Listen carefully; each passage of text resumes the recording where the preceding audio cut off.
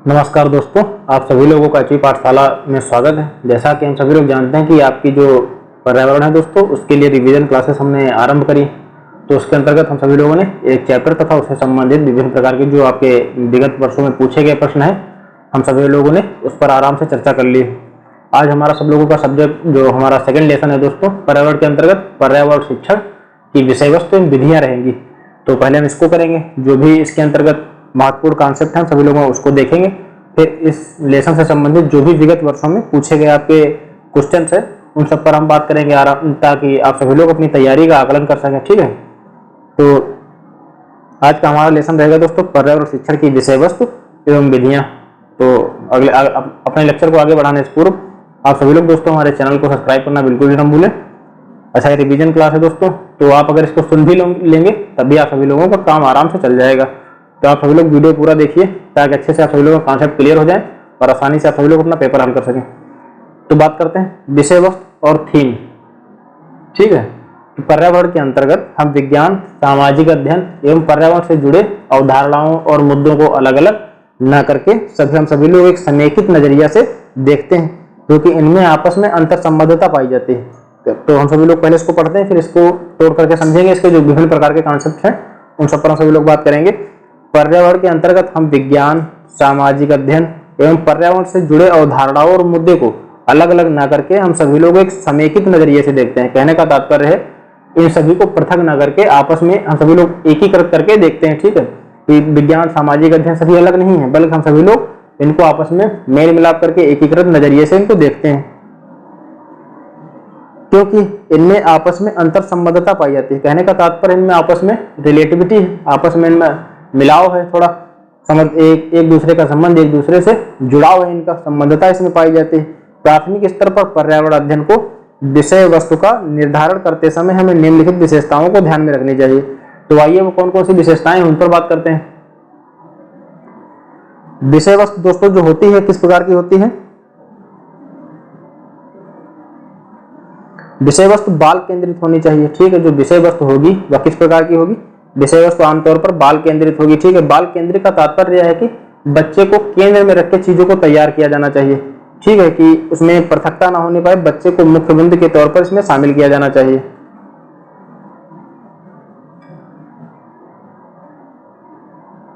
तो जो बच्चा होगा दोस्तों, विषय वस्तु जो होगी हमारी किस प्रकार तैयार करी जाएगी? बाल केंद्रित होगी। ठीक है, बच्चे को सेंटर में रख करके चीजें तैयार करी जाएंगी। कहने का तात्पर्य है कि विषय वस्तु जो ना ही बहुत कठिन होगी ना ही बहुत सरल होगी। विषय वस्तु शिक्षार्थियों के मानसिक स्तर के अनुकूल होनी चाहिए। जो विषय वस्तु आपका जो सिलेबस, पाठ्यक्रम वगैरह जो भी होगा वो बच्चों के मानसिक स्तर के अनुकूल होनी चाहिए, वो चीजों को आसानी से समझ सके। ठीक है, कहने का तात्पर्य यह है कि ना ही चीजें बहुत कठिन हो ना ही बहुत चीजें सरल होनी चाहिए, उनके मानसिक स्तर के अनुकूल होनी चाहिए, उनको चीजों को बोझ न लगने पाए। विषय और शिक्षार्थियों की प्राकृतिक, सामाजिक, सांस्कृतिक पर्यावरण से जोड़ें। विषय वस्तु दोस्तों जो है विषय और शिक्षार्थियों को प्राकृतिक, सामाजिक, सांस्कृतिक पर्यावरण से जोड़ें और उनको एकीकृत तरीके से जोड़ें। कहने का तात्पर्य कि जो भी प्राकृतिक, सामाजिक, सांस्कृतिक चीजें हैं, जो विषय वस्तु, इन सबको बच्चे की वास्तविकता से जोड़ें, एकीकृत रूप से उसको पढ़ाने का प्रयास करें। विषय वस्तु शिक्षार्थियों में पर्यावरण के प्रति सरोकार उत्पन्न करें। जो विषय वस्तु दोस्तों होगी वो क्या करेंगे? पर्यावरण के प्रति सरोकार उत्पन्न करें। जो विषय वस्तुओं को प्रश्न पूछने और खोजने का मौका दें। तो जो विषय वस्तु हो इस प्रकार निर्धारित करी जानी चाहिए कि बच्चों को उचित अवसर प्रश्न पूछने के लिए मिले और खोजने के लिए भी। कहने का तात्पर्य कि बच्चे जैसे चीजों को अगर करके सीखते हैं तो बहुत अच्छे से सीखते हैं, तो वही है कि उन्हें उचित प्रकार के पर्याप्त अवसर प्रदान किए जाने चाहिए। विषय वस्तु से संबंधित विभिन्न प्रकार के प्रश्नों को पूछना और खोजने का उन्हें मौका दिया जाना चाहिए। तो इसके की पॉइंट दोस्तों कौन कौन से हैं इसको नोट कर लेते हैं। विषय वस्तु किस प्रकार की होनी चाहिए? बाल केंद्रित होनी चाहिए।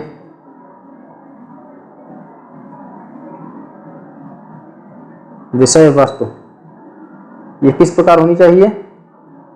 तो बाल केंद्रित होनी चाहिए। बाल केंद्रित, चीजों को अलग अलग ना करके मानसिक स्तर के अनुकूल हो, मानसिक स्तर के अनुकूल,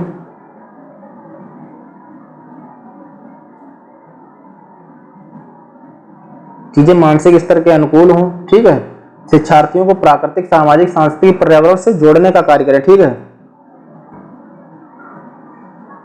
और उनको एकीकृत तरीके से जोड़ें। कहने का तात्पर्य है कि जो चीजें पढ़ाई जानी चाहिए वो एकीकृत तरीके से पढ़ाई जानी चाहिए। तो एकीकृत तरीके से कौन सा एक कीवर्ड आपका है, एकीकृत हो गया, ठीक है, चीजों को पृथक रूप से ना करके, क्योंकि बच्चा एक बार हम कह सकते हैं कि अपने परिवेश को समग्रता के साथ देखने का कार्य करता है, तो एकीकृत से चीजें होनी चाहिए, ठीक है। और विषय वस्तु में प्रश्न पूछने के उचित अवसर खोजने का मौका उनको मिलना चाहिए। विषय वस्तु शिक्षार्थियों में रटकर सीखने की प्रवृत्ति को हतोत्साहित करे। यह बहुत ही महत्वपूर्ण बिंदु है कि विषय वस्तु का निर्धारण इस प्रकार किया जाना चाहिए कि शिक्षार्थियों में जो विद्यार्थी हैं दोस्तों, उसमें रटकर सीखने की प्रवृत्ति को हतोत्साहित करे। कहने का तात्पर्य यह है कि जो चीजें हैं, जैसे कोई चीज इनको समझाई जा रही है तो उसको वो अच्छे से समझ कर, उसके चारों ओर दृष्टिकोण जो भी है उसको आसानी से उसके कॉन्सेप्ट को समझे लोग, ना कि उसके विभिन्न प्रकार की चीजों तथ्यों को याद करने के पीछे भागे। तो विषय वस्तु का निर्धारण इस प्रकार होना चाहिए कि चीजों को आसानी से समझें, उन्हें रटकर जो सीखने की प्रवृत्ति है बच्चों में उसको हतोत्साहित करना चाहिए। उनको बताया जाना चाहिए कि चीजों से बेहतर तरीके से समझें, या परिभाषाओं, शब्दावलियों एवं अमूर्त अवधारणाओं की व्याख्या न करें। शिक्षार्थियों के वैविध्यपूर्ण परिवेश पृष्ठभूमि की जरूरत को पूरा करें। शिक्षार्थियों का जो वैविध्यपूर्ण परिवेश है, विविधता पूर्वक, देखो प्रत्येक शिक्षार्थी का अपना बैकग्राउंड होता है, विविधता पूर्वक होता है, ठीक है, उसकी पृष्ठभूमि की जरूरतों को पूरा करें। कहने का तात्पर्य यहाँ पर यह होना चाहिए कि जैसे मान लेते हैं कि बच्चा एक बार से कहते हैं कि दोस्तों वो परिवार से पहले सीखता है, तो थोड़ा बहुत चीजें उसको कोई चीज अगर सिखाई जाए तो वह आसानी से अपने आप को जोड़ सके, उसको बिल्कुल पृथकता से ना समझे। जैसे मान लेते हैं कि परिवार उसका ये है दोस्तों, उसने परिवार से अपना ए सीखा, ठीक है, और जो विद्यालय है इसने क्या करा, सिखाया इसको बी, ठीक है, सीधे अलग एक प्रकार से ए इसने सीखा और इसने बी, एक विद्यालय ने बी सिखा दिया। अब मान लेते हैं कि दूसरा विद्यालय है, इसने क्या करा, पहले इसने परिवार से तो उसने ए सीखा ही है, ठीक है, वहीं जो दूसरा विद्यालय उसने पहले ए सिखाया फिर बी सिखाया, तो वो इस कॉलेज की अपेक्षा दोस्तों इससे विद्यालय से अधिक जुड़ाव महसूस करेगा, क्योंकि वह अपना पहले से ही एक बार हम कह सकते हैं कि बस उसने सीख रखा हुआ है कि जो भी उसका बेसिक चीज है थोड़ा बहुत, वो अपने आप को जुड़ाव उससे महसूस करेगा।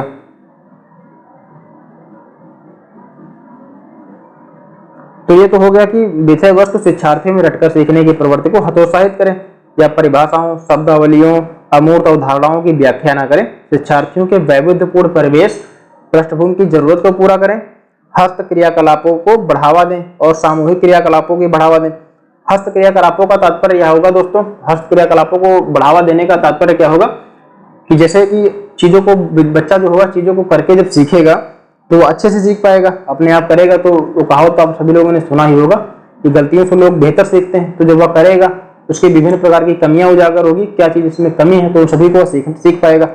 सामूहिक क्रियाकलाप को बढ़ावा दें, तो आखिर तौर पर किसी भी विद्यार्थी को रहना समाज में ही है, तो उसको सामूहिकता क्रियाकलाप को बढ़ावा देने से वह आपसी सहयोग, ठीक, इन सभी चीजों के बारे में अच्छे से सीख पाएगा। प्रजातांत्रिक मूल्य सभी उसके अंतर्गत विकसित हो पाएंगे। आगे है, यह केवल पाठ्य पुस्तकों और शिक्षकों को ज्ञान एकमात्र स्रोत के रूप में प्रस्तुत ना करें, ठीक है। कहने का तात्पर्य यह है कि जो ज्ञान है दोस्तों, ना सिर्फ पाठ्य पुस्तकों में ही समाहित है, ना शिक्षकों तक समाहित, ना किसी विद्यालय विशेष में। ज्ञान सीखने वाले व्यक्ति कहीं से भी किसी भी प्रकार के स्रोत से सीख सकते हैं। तो वही कहने का तात्पर्य है कि केवल पाठ्य पुस्तकों को और शिक्षकों को ज्ञान एकमात्र का स्रोत के रूप में प्रस्तुत न करें। शिक्षार्थियों को परिवार, समुदाय, अन्य माध्यमों जैसे समाचार पत्रों से ज्ञान अर्जित करने के लिए बढ़ावा दें। तो यही बताया गया, इस तथ्य में यह बताया गया दोस्तों कि पाठ्य पुस्तकों, शिक्षकों तक मात्र ही उसका ज्ञान को सीमित न रखा जाए। विद्यार्थियों को क्या किया जाना चाहिए, उन्हें अपने परिवार या समुदाय, जैसे लोग बातचीत कर रहे हैं तो बातचीत करने का नजरिया कैसा होना चाहिए, किससे किस प्रकार, किस स्थान पर किस प्रकार की बातचीत करनी चाहिए, कहाँ कब क्या बोलना चाहिए, ये सभी चीजें जो विद्यार्थी सीखते हैं वो कहाँ से सीखते हैं, समाज से ही सीखते हैं। समाचार पत्रों से अर्जित करने के लिए ज्ञान को बढ़ावा दिया जाना चाहिए। विभिन्न प्रकार के वैज्ञानिक अनुसंधान, दृष्टिकोण आदि प्रकार का नजरिया समाचार पत्रों में देखने को हमें मिलता है। तो जो ज्ञान अर्जित करने का तरीका है वह किसी एक क्षेत्र पर सीमित ना होकर के, किसी एक जगह सीमित ना होकर के क्या किया जाना चाहिए, समाचार पत्रों, समुदाय आदि से इन सभी को सीखने के लिए बढ़ावा दिया जाना चाहिए। आगे बात करते हैं कि वास्तविक घटनाओं एवं दैनिक जीवन की समस्याओं का समावेश हो, ठीक है। कहने का तात्पर्य है कि वास्तविक घटनाओं और दैनिक जीवन की समस्याओं का समावेश हो। किस्से कहानियां, ठीक है, किस्से कहानियों कविताओं एवं पहेलियों, किस्से कहानियों कविताओं एवं पहेलियों का समावेश हो ताकि विषय वस्तु की एक रास्ता जो है दोस्तों बदलाव हो, शिक्षार्थियों में आमोद प्रमोद संग कल्पनाशील और सृजनात्मकता का विकास हो, स्थानीय वैश्विक स्तर पर संसार के प्रकृति को खोजने का मौका मिले। तो इसको समझते हैं कि मान लेते हैं कि जैसे जो विद्यार्थी है दोस्तों, जब उसकी वास्तविक घटनाओं से दैनिक जीवन की उसकी समस्याओं का समावेश होगा तो वह विषय वस्तु को अपने आप को और अच्छे से रिलेट कर पाएगा। मान लेते हैं उसने जो कुछ भी पढ़ा उसको अपनी जो दिन प्रतिदिन जो दिनचर्या उससे उसको अगर जुड़ाव नहीं महसूस होगा तो चीजों में बोरियत महसूस करेगा। तो जो भी उसको सिखाया जाना चाहिए वास्तविक घटनाओं में दैनिक जीवन की समस्याओं का उसमें समावेश होना जरूरी है।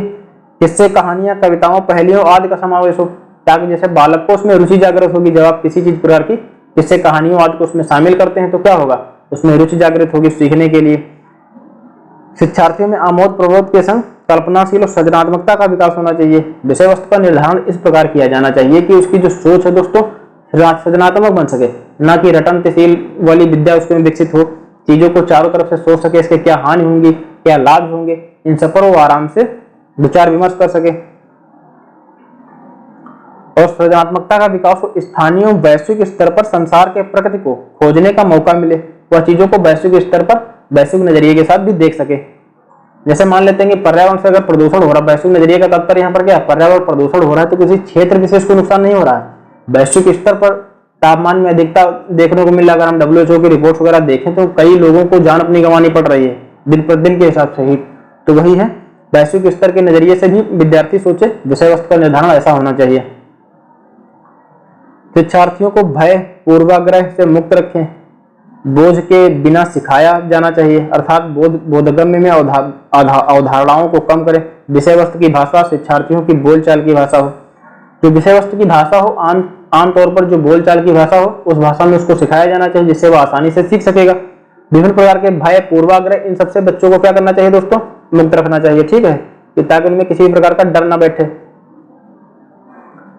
और जैसे पूर्वाग्रह का तात्पर्य कि जैसे कि यहाँ पर कभी कभी बताया जाता है, सभी लोगों ने लिंग रूढ़वादिता में देखा भी होगा कि महिलाएं अपेक्षा पुरुषों की अपेक्षा कमजोर होती हैं, तो इन सब चीजों से उनको मुक्त रखना चाहिए। किसी भी प्रकार की विषय वस्तु ऐसी नहीं होनी चाहिए जिससे वो क्या करें, किसी लिंग विशेष के प्रति अपना एक उनका नजरिया बदले या एक लिंग विशेष के प्रति झुकाव रखें और दूसरे लिंग विशेष के प्रति वो अपना नफरत रखें। तो इस प्रकार की चीजों से उसको मुक्त रखना चाहिए, बोझ के बिना सिखाया जाना चाहिए। कहने का तात्पर्य है कि जो चीजें हों, जो विषय वस्तु निर्धारित करी जाए सिलेबस, उसको बोझ ना लगे, चीजों को आसानी से सीख सके। अब हम एनसीएफ के द्वारा जो 2005 की राष्ट्रीय पाठचर्या की रूपरेखा है उसको समझते हैं कि इसमें कौन कौन से महत्वपूर्ण बिंदुओं को शामिल किया गया था। तो 2005 में जो दोस्तों प्राथमिक स्तर पर पर्यावरण जो अध्ययन था उसको एकीकृत पाठचर्या के रूप में पढ़ाए जाने के लिए इसके द्वारा सिफारिश की गई थी, ठीक है, और ताकि एक बार से देखा जाए अलग अलग विषयों को भी इसमें शामिल किया जा सके, इसके लिहाज से इसके द्वारा सिफारिश करी गई थी। जिससे कि पाठचर्या को क्या किया जाना चाहिए, भार कम करा जाना चाहिए और अधिगम दोस्तों सार्थक हो सके। तो एनसीएफ 2005 ने क्या करा, सिफारिश करी थी एनसीएफ 2005 में प्राथमिक स्तर पर पर्यावरण अध्ययन को एकीकृत पाठचर्या क्षेत्र के रूप में पढ़ाई जाने की सिफारिश की गई थी ताकि अलग विषयों को समायोजित किया जा सके और जो अधिगम हो उसका सार्थक हो सके, ठीक है, भार कम हो सके। इन सब के लिहाज से सिफारिश करी गई थी एकीकृत दृष्टिकोण की। एनसीएफ 2005 में कक्षा 1 कौन सी क्लास, कक्षा 1 और 2 के लिए पर्यावरण अध्ययन की पुस्तक की अनुशंसा नहीं करती।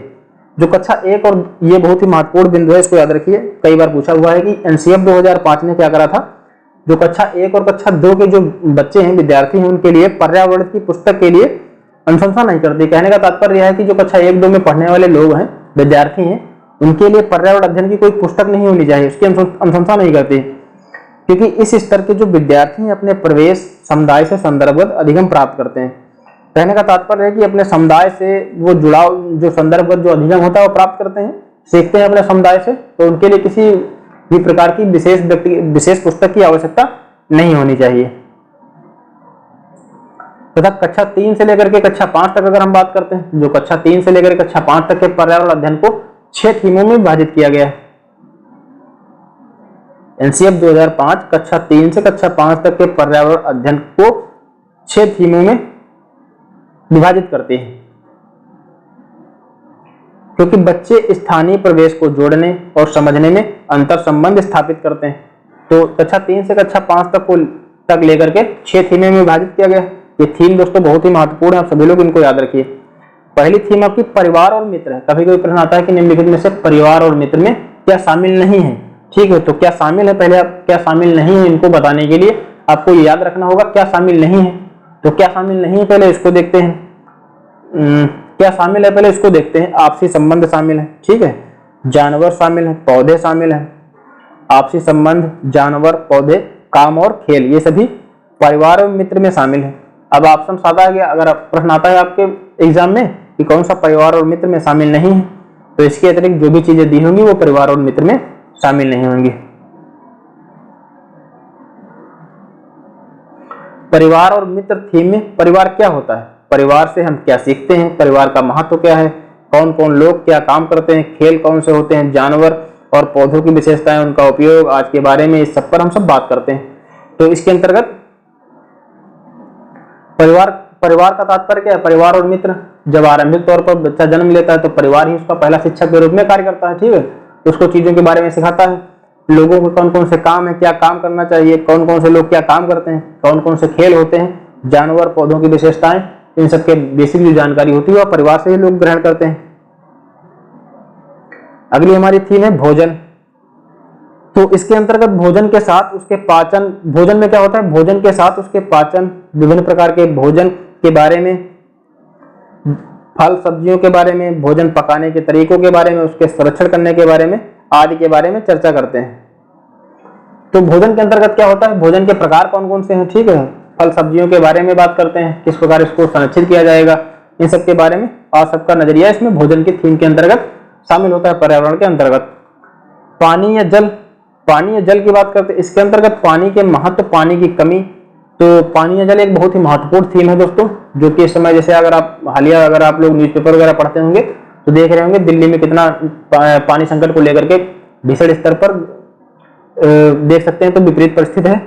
इसके अंतर्गत पानी के महत्व, पानी की कमी, प्रदूषण से होने वाली समस्याएं, उसके स्रोत, उनका संरक्षण, जल से होने वाले रोग आदि के बारे में चर्चा करी जाती है।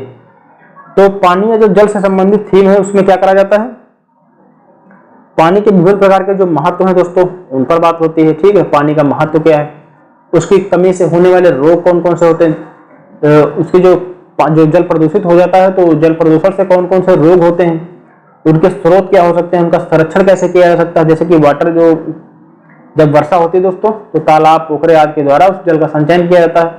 तो इन सभी के बारे में इसके अंतर्गत पढ़ाई करी जाती है, ये समझा जाता है। आवास, आवास क्या है, इसमें विभिन्न प्रकार के क्षेत्र के आवास, लोगों का रहन सहन, उनका पहनावा, प्राकृतिक आपदाओं, मानव निर्मित आपदाओं आदि के बारे में इसमें बात की जाती है। आवास जैसे कि जान सकते हैं कि भारत देश विविधता मूलक क्षेत्र है। ठीक है, इसमें अत्यधिक विषमता पाई जाती है। इसमें विभिन्न प्रकार की जातियों, विभिन्न प्रकार के समुदाय के लोग, आदि प्रकार के लोग इस्तेमाल मतलब रहते हैं। ठीक, इसमें और किस, जैसे कि मान लेते हैं हमारा भारत का नक्शा है, ऐसे समझते हैं इसको,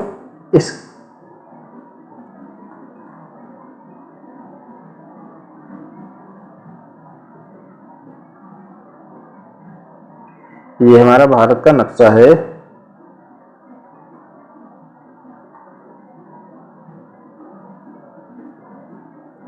ये हो गया आपका नेपाल का इलाका,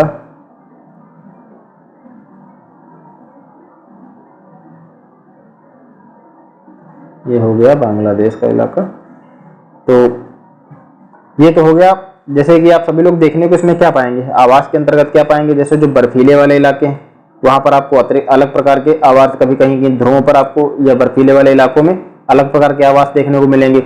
दक्षिण भारत में आपको अलग पहनावा देखने को मिलेगा। ठीक है, यहाँ पर अलग पहनावा, अलग रहन सहन, अलग मकान। जैसे अधिक वर्षा वाले इलाकों में मकान ऐसे बनाए जाते हैं, उनका मकानों की अलग अपनी बनावट होती है दोस्तों।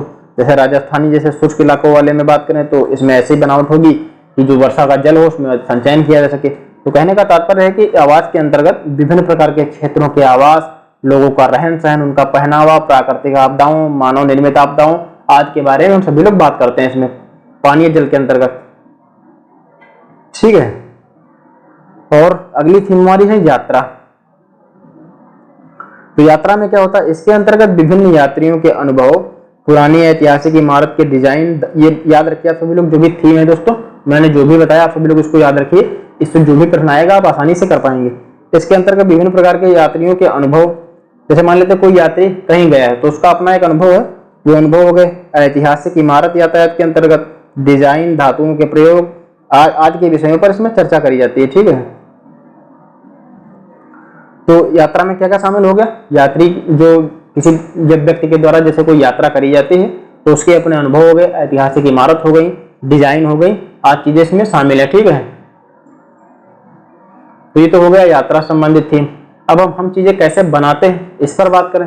जैसे इस थीम के अंतर्गत क्या होता है, विभिन्न प्रकार की जैसे कोई चीज बनाई जा रही है तो उसकी तकनीक क्या है, उसके प्रक्रिया उसमें कौन से शामिल रहे, उन सब चीजों पर उसमें हम चीजों कैसे बनाते हैं, जो छठी थीम है इस पर इसके अंतर्गत शामिल है। इसमें आज चीजें इसमें शामिल, विभिन्न प्रकार की प्रक्रियाएं, विभिन्न उदाहरणों, प्रयोग, तकनीक या थीम, ये सभी चीजें इसमें शामिल हैं।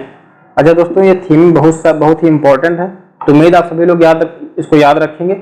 अच्छा, मैं क्या करता हूँ फिर से आप सभी लोगों को एक बार थीम को समझा देता हूँ अच्छे से। तो ये पहली थीम हमारी कौन सी है, तो परिवार एवं मित्र। हमारी पहली थीम कौन सी है, परिवार एवं मित्र। तो इसमें क्या है, काम, खेल, पौधे, जानवर, आपसी संबंध, ये सभी चीजें इसमें शामिल है। ठीक है, परिवार और मित्र जो थीम होती है उसमें परिवार क्या होता है, परिवार में क्या सिखाता है, लोग क्या काम करते हैं, खेल कौन से होते हैं, पौधों की विशेषताएं आदि के बारे में परिवार के अंतर्गत हम सभी लोग आसानी से चीजों को सीख पाते हैं। ठीक है, भोजन के अंतर्गत क्या होता है, भोजन के प्रकार, उसका पाचन, उसकी विभिन्न प्रकार की प्रक्रियाएं, भोजन का संरक्षण, हरी सब्जियां, आदि प्रकार की सब्जियां, इनके संरक्षण आदि पर जो विभिन्न जो चौमुखी चीजें उन सब पर हम सभी लोग भोजन के अंतर्गत बात करते हैं। ठीक है, अगली हमारी थीम है पानी या जल। तो पानी का महत्व क्या होगा उस सब पर बात करते हैं। पानी की जो जल प्रदूषण है, ठीक है, उससे होने वाले रोग, ठीक, उसका संरक्षण कैसे किया जाना चाहिए, इसके अंतर्गत पानी या जल जो थीम है उस पर हम सभी लोग इसमें बात करते हैं। अगली थीम हमारी आवास है। तो आवास में लोगों का रहन सहन किस प्रकार का है, उनका पहनावा क्या है, विभिन्न प्रकार की आपदाएं, जैसे जो कुछ प्राकृतिक आपदाएं, बाढ़ आ जाना, कहीं पर कुछ कृत्रिम आपदाएं, विस्फोट वगैरह, इसमें मानव का बहुत बड़ा योगदान रहता है मानवीय आपदाओं में। तो ये सभी चीजें आवास के अंतर्गत पढ़ी जाती हैं। और मान लीजिए प्रश्न आपका आ गया, निम्नलिखित में से प्राकृतिक आपदाएं या फिर कृत्रिम आपदाएं जो हैं वो किस थीम के अंतर्गत शामिल है, तो आवास के अंतर्गत शामिल होंगी। यात्रा की अगर हम बात करते हैं, यात्रा में कोई यात्री किसी यात्री के द्वारा जब कोई यात्रा करी जाती है तो उसके अपने अनुभव विशेष, ऐतिहासिक इमारत के डिजाइन, उसमें लगने वाली धातुओं आदि के बारे में चर्चा करी जाती है। और हमसे चीजें कैसे बनाते हैं, तो इसके अंतर्गत क्या होता है, विभिन्न प्रकार की जब किसी चीजों को बनाया जाता है उसकी अपनी तकनीक होती है, उसकी अपनी डिजाइन होती है। ठीक है, प्रक्रियाएं कुछ होती हैं किसी भी चीज को निर्मित करने के लिए।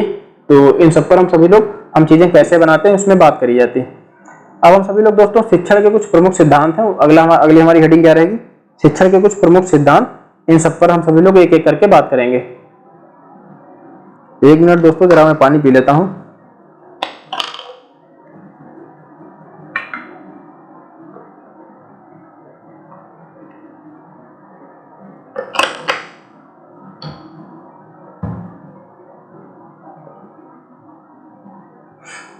अब हमारा अगला टॉपिक दोस्तों शिक्षण के सिद्धांत है। तो इसमें पहला सिद्धांत हमारा है दोस्तों क्रियाशीलता का सिद्धांत। तो इसके अंतर्गत क्या दिया गया, इसके अंतर्गत करके सीखना, शिक्षार्थी जब करके सीखना, इसका क्रियाशीलता के सिद्धांत के अंतर्गत सबसे महत्वपूर्ण बात होती है करके सीखना। तो करके सीखने का तात्पर्य यहाँ पर क्या होगा, कोई जब विद्यार्थी किसी चीज को करके सीखता है तो वो अच्छे से चीजों को सीख पाता है। एक प्रकार से हम कह सकते हैं कि जब किसी भी चीज को लेकर के वह प्रैक्टिकल करता है तो अपने हाथ चीजों को बनाता है, बिगाड़ता है। ठीक है, तो उसकी विभिन्न प्रकार की कमियां या अन्य उसके जो भी गुण दोष है वो सभी उजागर होते हैं जो उसकी नजर में आते हैं। जब विद्यार्थी करके सीखता है तो उसका ज्ञान जो होता है क्या हो जाता है, स्थायी हो जाता है। यह शिक्षार्थी में वास्तविक अवलोकन को बढ़ावा देता है। तो ये बहुत ही महत्वपूर्ण बिंदु है कि क्रियाशीलता का सिद्धांत किसको बढ़ावा देता है, तो वास्तविकता के संबंधित अवलोकन को बढ़ावा देता है। शिक्षार्थी में आलोचनात्मक चिंतन, समस्या समाधान आदि क्षमताओं का विकास होता है। तो आलोचनात्मक चिंतन का तात्पर्य क्या है, ये कौन कौन से कीवर्ड है इसमें, तो आलोचनात्मक चिंतन का तात्पर्य है कि इसके किसी भी चीज को मान लेते हैं वो कर रहा होता है तो उसके गुण कौन से हैं, उसके दोष कौन से हैं, तो ये आलोचनात्मक चिंतन के अंतर्गत आपके शामिल हो जाएंगे। ठीक है, इसके कौन से गुण हैं, किसी भी चीज को कर रहे हैं तो उसके गुण क्या होंगे, उसके लाभ क्या होंगे, उसकी हानियां क्या होंगी, चीजों के बारे में चारों ओर से वो सीख सके या सोच सके, तो आलोचनात्मक चिंतन। अच्छा मान लेते हैं कोई समस्या पैदा होती है, ठीक है, किसी भी चीज को करने में कोई प्रॉब्लम आ रही होती है, तो उस समस्या का समाधान क्या होगा, ठीक है। तो इन सबके नजरिया जो होता है दोस्तों, ये सभी जो चीजें शामिल होती हैं वो स्थायित्व को बढ़ावा देती हैं, ठीक है। तो वही कहने का तात्पर्य है, क्रियाशीलता का जो सिद्धांत होता है वह करके सीखने में अहम योगदान प्रदान करता है। जो चीजों को बालक जब करके सीखता है तो क्या होता है, उसको अपेक्षाकृत जो इसका ज्ञान होता है उसमें स्थायित्व आता है, ठीक है। वास्तविक अवलोकन को बढ़ावा देता है, आलोचनात्मक चिंतन, समस्या समाधान आदि की क्षमताओं का विकास करता है। अब यह सिद्धांत शिक्षार्थियों को प्रत्यक्ष हस्तपरक अनुभव प्रदान करने का कार्य करता है। प्रत्यक्ष हस्तपरक का तात्पर्य क्या है, वो अपनी चीजों को अपने सामने देख रहा होता है, ठीक है, ना कि कोई कल्पना कर रहा होता है, जब काल्पनिक दृष्टिकोण नहीं होता है, प्रत्यक्ष हस्तपरक अनुभव कर रहा होता है। इसमें अधिगम जो होता है सक्रिय होता है एवं सार्थक होता है। तो जो करके सीखने के अंतर्गत जो सिद्धांत है उसमें जो अधिगम होगा वह सक्रिय होता है एवं सार्थक होता है। सक्रिय का तात्पर्य यह है कि जब बालक चीजों को कर रहा होता है तो वो अपना दिमाग लगा रहा होता है, चीजों के बारे में सोच रहा होता है। इसमें शिक्षार्थी स्वाध्याय अवलोकन कौशल का विकास करता है। यह पर्यावरण की कक्षा कक्ष गतिविधि आधारित होनी चाहिए। तो कहने का तात्पर्य जो पर्यावरण की जो कक्षा कक्ष गतिविधि है वह क्रियाशीलता के सिद्धांत पर आधारित होनी चाहिए। किस पर आधारित होनी चाहिए कक्षा कक्ष की गतिविधि? तो क्रियाशीलता के सिद्धांत पर आधारित होनी चाहिए। क्रियाशीलता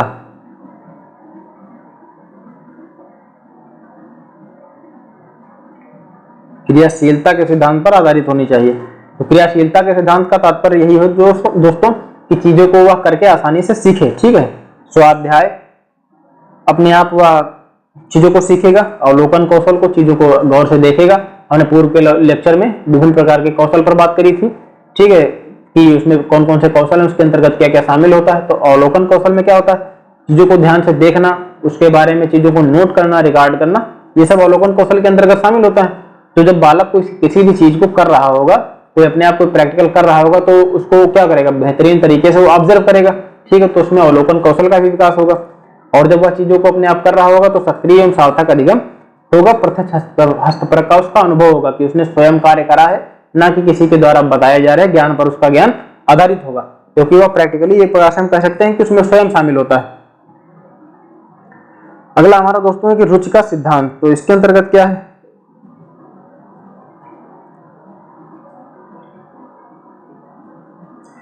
रुचि के सिद्धांत में एक प्रकार से मोटे तौर पर अगर हम बात करें, रुचि का सिद्धांत बहुत ही मायने रखता है। मान लेते हैं कि आप जैसे इसमें अलग अलग सब्जेक्ट हैं, बाल विकास एवं शिक्षा शास्त्र, पर्यावरण, मैथ, ठीक है, संस्कृत, इंग्लिश, ये सभी। तो कभी कभी क्या होगा, आप सभी लोगों की कुछ विशेष विषय में आपकी रुचि होगी। जैसे बाल विकास में आपकी बाल विकास किसी को अच्छी लग सकती है, किसी को पर्यावरण अच्छी लग सकती है। अच्छा, जिसमें किसी की व्यक्ति की रुचि विशेष होगी उसको वह चीज बहुत अच्छे से तैयार होगी, ठीक है। तो यही कहने का तात्पर्य है कि मुख्य उद्देश्य शिक्षार्थियों में अधिगम के प्रति रोज जागृत करना, जिज्ञासा उत्पन्न करना, रुचि जागृत करना दोस्तों होगा, थोड़ा टाइपिंग मिस्टेक है। तो रुचि को जागृत करना, उसमें जिज्ञासा उत्पन्न करना आदि होता है।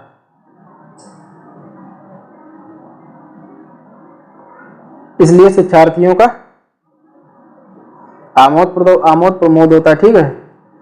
तो क्या किया जाता है रुचि के सिद्धांत के अंतर्गत कि जैसे मान लेते हैं कोई विषय वस्तु आप किसी विद्यार्थी को सिखा रहे हो, तो उसमें रुचि को जागृत करें ताकि उसकी जिज्ञासा उत्पन्न करें, ताकि वह सीखने के लिए प्रेरित हो सके और आमोद प्रमोद हो। चीजों को ऐसा बनाया जाना चाहिए कि वह आसान, उसमें उसको बोरियत न महसूस हो। उनमें कल्पनाशीलता, सृजनात्मकता का विकास होना चाहिए, ठीक है। सृजनात्मकता का, क्रिएटिविटी सोच का विकास होना, क्रिएटिव सोच का विकास होना चाहिए। रटन विद्या पर उसकी बुद्धि आधारित नहीं होनी चाहिए, चीजों के बारे में सोच सके, कल्पनाशील हो सके। इसके अंतर्गत विभिन्न प्रकार की किस्से, कहानियां, कविताएं, पहेलियां आदि को हम सभी लोग इसमें शामिल करते हैं ताकि विषय वस्तु को रोचक बनाया जा सके। आमोद प्रमोद को बनाने के लिए क्या किया जाएगा, इसमें विभिन्न प्रकार की किस्से, कहानियों को शामिल किया जाएगा, ठीक है, ताकि चीजों के बारे में अलग दृष्टिकोण विकसित करने के लिए विभिन्न प्रकार की कहानियों को शामिल किया जाएगा, लोगों के अनुभवों को शामिल किया जाएगा।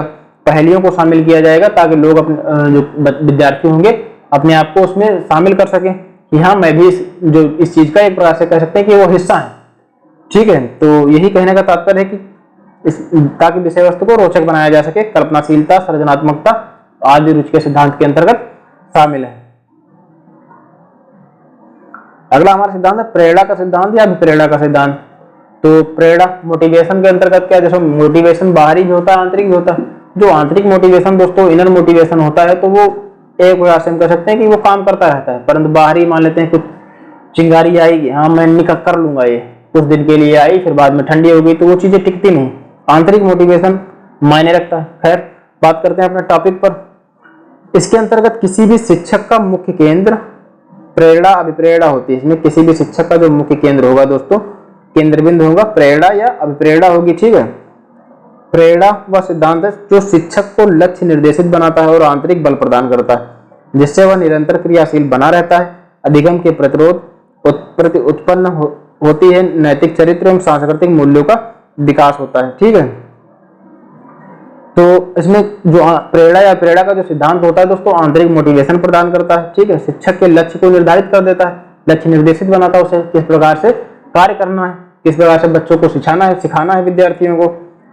तो प्रेरणा जो प्रेरणा अभिप्रेरणा का सिद्धांत है दोस्तों, यह तथ्य बहुत ही इसमें महत्वपूर्ण है कि इसका मुख्य केंद्र प्रेरणा या प्रेरणा का सिद्धांत होती है और जो आंतरिक बल प्रदान करने का कार्य करता है।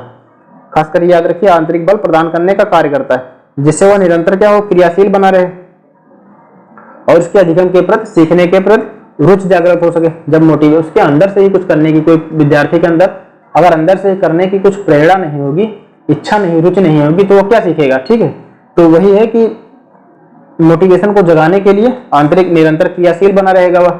शिक्षक का लक्ष्य अपना निर्धारित होना चाहिए कि मुझे इस प्रकार से कार्य करना है, ये हमारी पाठ्य योजना है।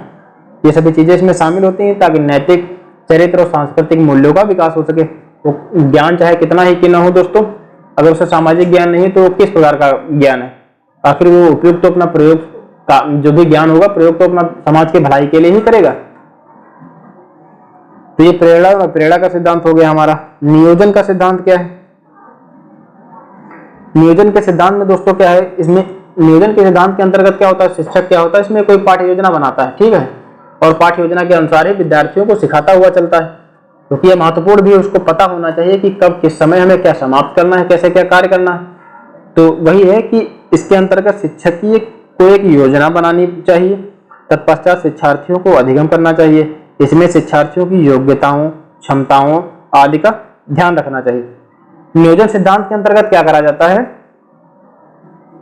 नियोजन सिद्धांत के अंतर्गत दोस्तों योजना को बनाया जाता है। अच्छा, योजना को बनाते समय एक चीज का विशेष ध्यान रखना चाहिए कि जो शिक्षार्थी हैं उनकी क्षमताओं और उनकी योग्यताओं को ध्यान में रखना चाहिए।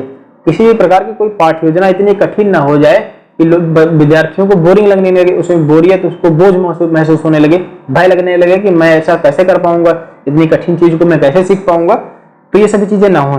तो नियोजन के सिद्धांत के अंतर्गत क्या हो, शिक्षक को एक योजना बनानी चाहिए, तत्पश्चात शिक्षार्थियों को अधिगम कराना चाहिए। ठीक है, और शिक्षार्थियों की योग्यताओं, क्षमताओं आदि का ध्यान रखना चाहिए।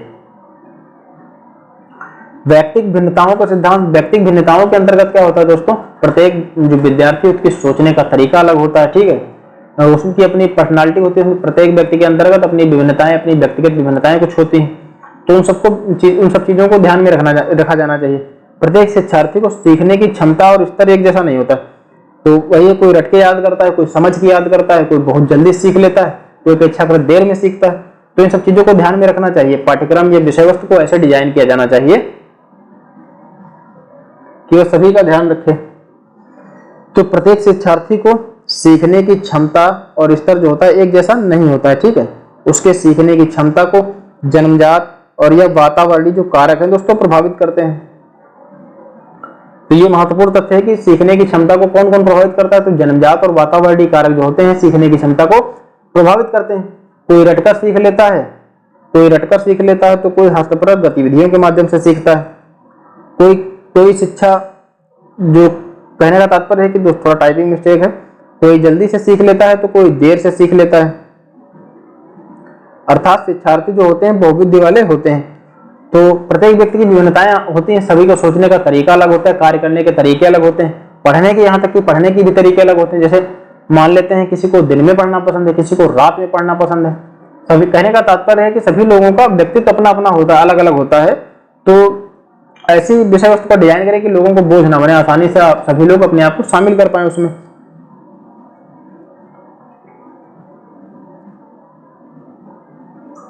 आवृत्ति का सिद्धांत, इसमें अधिगम को स्थायी और सार्थक बनाने में इस सिद्धांत का विशेष महत्व है।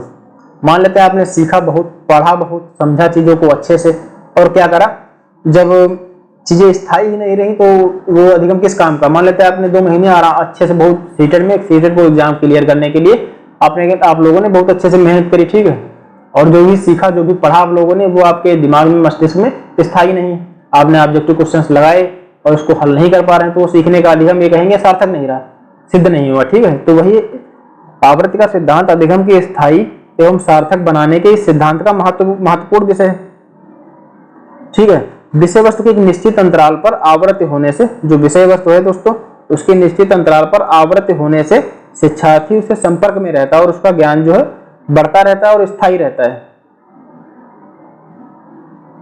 बढ़ता रहता है, स्थायी रहता है। यहां पर आप अपने को रख करके समझिए। जैसे आप क्या करते हैं कि आरंभ में यही करते हैं कि जल्दी से जल्दी मान लेते हैं आप सभी लोगों को सीटेट क्लियर करना, तो आप लोगों ने क्या करा, यही सोचेंगे सभी लोग कि जल्दी से जल्दी क्या करते हैं, सिलेबस समाप्त कर लेते हैं। फिर लास्ट के 15 से 20 दिनों में हम सभी लोग रिवीजन करेंगे। तो रिवीजन का तात्पर्य यहाँ क्या हुआ कि आप अपने अधिगम को स्थायी करना चाहते हैं। जो भी आप लोगों ने पिछले 2-3 महीनों में पढ़ा है वो चाहते हैं कि याद रहे, ठीक है। जब आपके सामने क्वेश्चन पेपर आए तो उसके प्रश्न आप सभी लोग आसानी से हल करें। तो वही आवृत्ति का सिद्धांत यह सिखाता है कि अधिगम के स्थायी एवं सार्थक बनने में इस सिद्धांत का महत्वपूर्ण विषय महत्व है, अपना एक अलग महत्व है, ठीक है। विषय वस्तु के एक निश्चित अंतराल पर आवृत्ति होने से शिक्षार्थी उसके संपर्क में रहता है और उसका ज्ञान बढ़ता रहता है, अर्थात स्थायी रहता है। लोकतांत्रिक प्रजातांत्रिक मूल्यों का सिद्धांत। अब हम सभी लोग लोकतांत्रिक एवं प्रजातांत्रिक मूल्यों के सिद्धांत पर बात करेंगे। तो लोकतांत्रिक एवं प्रजातांत्रिक मूल्यों के अंतर्गत क्या है दोस्तों, मोटे तौर पर हम ऐसे समझते हैं। मान लेते हैं सीटेट का आप लोगों ने एग्जाम क्लियर करा, जब वैकेंसीज आई आप लोगों ने अच्छे से मेहनत करी और उसको क्लियर करा। फिर क्या करेंगे, अपना एक सामाजिक योगदान देने ही तो जाएंगे, ठीक है। बच्चों को पढ़ाएंगे, बच्चों के बेहतर भविष्य के लिए उनको तैयार करेंगे, ठीक है। तो क्या हुआ, अपना एक प्रजातांत्रिक कर्तव्य या लोकतांत्रिक कर्तव्य ही तो कर रहे हैं, निभा रहे हैं। तो वही कहने का तात्पर्य है कि इसके अंतर्गत पाठ्यक्रम किस प्रकार का होना चाहिए जिसमें शिक्षार्थी में प्रजातांत्रिक मूल्यों का विकास हो सके, सामाजिक मूल्यों का विकास हो, शिक्षार्थी समूह में रहकर कार्य कर सके, एक दूसरे के विचार विमर्श, आपसी सहयोग आदि को बढ़ावा दे सके। तो मान लेते हैं कि पाठ्यक्रम को ऐसा बनाया जाना चाहिए कि जो जैसे कि समझते हैं कि जैसे कोई पाठ्यक्रम आप लोगों ने डिजाइन करा, ठीक है। तो विद्यार्थी क्या होता है, कहा जाता है कि कोरा कागज होता है, आप जो भी चाहें उस पर लिखें, जो भी चाहें आप उसको बना सकते हैं। तो जो विषय वस्तु होनी चाहिए, जो पाठ्यक्रम हो, ऐसा ना हो कि किसी धर्म विशेष के प्रति नफरत फैलाए, ठीक है, या समाज के कुछ लोगों के प्रति उसमें नफरत जागृत करे, ताकि वो अपना एक अलग तरीके से तैयार होते रहें और नफरती वातावरण का माहौल आगे चल के तैयार करें। तो ऐसा ना हो, चीजों को ऐसे शामिल किया जाना चाहिए जो सद्भावना पर आधारित हो, सभी को समान लेकर के कार्य करना चाहिए, क्योंकि सभी व्यक्तियों की अपनी सामाजिक जिम्मेदारी होती है जो एक दूसरे के प्रति उचित तरीके से सिखाए। अच्छा, यह भी नहीं होना चाहिए कि ऐसा सिखाया जाना चाहिए कि वही बोलता रहे और कोई वो किसी की सुने ना। तो ये नहीं, आपसी विचार विमर्श को बढ़ावा देना चाहिए और आपसी सहयोग को भी बढ़ावा दिया जाना चाहिए। इन सब चीजों को इसमें ध्यान रखना चाहिए। तो लोकतांत्रिक प्रजातांत्रिक मूल्यों के अंतर्गत पाठ्यक्रम किस प्रकार का होना चाहिए जिससे शिक्षार्थी में प्रजातांत्रिक मूल्यों का विकास हो सके, सामाजिक मूल्यों का विकास हो सके, शिक्षार्थी समूह में रहकर कार्य कर सकें और दूसरे से विचार विमर्श आसानी से कर सकें और आपसी जो सहयोग को बढ़ावा दे सके। अब हम सभी लोग शिक्षक सूत्रों पर बात करेंगे दोस्तों। शिक्षक सूत्र होते क्या, पहले इसको समझते हैं कि अधिगम को प्रभावी एवं सफल बनाने के लिए शिक्षक सिद्धांतों के साथ साथ एक शिक्षक को शिक्षक सूत्रों का भी प्रयोग करना चाहिए। तो शिक्षक सूत्र निम्नलिखित कौन कौन से, जैसे शिक्षक सूत्र दोस्तों निम्नलिखित प्रकार के हैं, कौन कौन से, जैसे ज्ञात से अज्ञात का ओर, मूर्त से अमूर्त की ओर, सरल से जटिल की ओर, पूर्ण से लेकर के अंश की ओर विशिष्ट से लेकर के सामान्य की ओर, ये सभी क्या है, शिक्षण सूत्र ही तो है। ये बहुत ही इंपॉर्टेंट है, उन सब पर हम सभी लोग अच्छे से बात करेंगे। तो कौन कौन से शिक्षण सूत्र हैं? ज्ञात से अज्ञात हो गया आपका, विशिष्ट से सामान्य, मूर्त से अमूर्त, सरल से जटिल, अनुभव से तर्क, ठीक, प्रत्यक्ष से अप्रत्यक्ष की ओर, ये सभी महत्वपूर्ण शिक्षण सूत्र हैं। इन सब पर हम सभी लोग दोस्तों अगले दिन चर्चा करेंगे। उम्मीद है हमारा वीडियो आप सभी लोगों को पसंद आया होगा। मिलते हैं अगले लेक्चर में दोस्तों। धन्यवाद। आप सभी लोग अपनी पढ़ाई जारी रखिए और ईवीएस की क्या करेंगे, आप सभी लोगों को एग्जाम से पहले पूरी जो इसकी शिक्षा, जो एक प्रकार से हम कह सकते हैं कि जो इसमें जो साइकोलॉजी का जो पोर्शन होता है दोस्तों वो, और इसके अंतर्गत जो जीके से संबंधित कुछ क्वेश्चंस पूछे जाते हैं, उन सबको मैं आपको आपके एग्जाम के पहले कवर करा दूंगा। तो धन्यवाद दोस्तों, मिलते हैं अगले लेक्चर में।